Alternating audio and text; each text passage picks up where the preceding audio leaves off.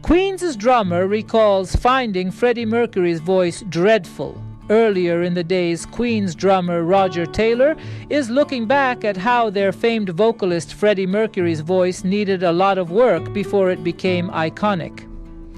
The drummer, 75, was speaking at the launch of the band's remastered eponymous debut album, which originally released in 1973.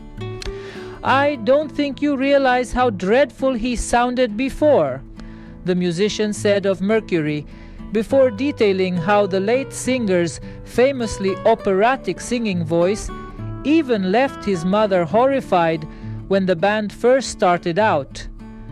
Roger said Freddie, who died in 1991 of bronchial pneumonia resulting from AIDS, eventually turned out to be wonderful, but the distinctive vibrato that made him a crowd pleaser took some fine-tuning. "I mean, he sounded like some manic goat. He sounded extraordinary, his vibrato. My mother's face when she saw him," Taylor added.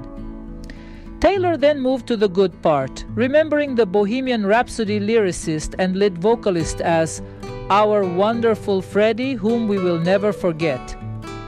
He became this colossal force who could reach to the back of any gig or a stadium in Argentina.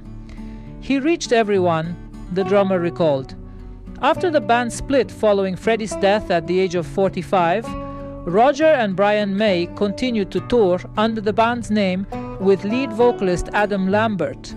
The launch event held at London's Ham Yard Hotel celebrated the newly mixed, mastered, expanded edition release of Queen's iconic self-titled debut album.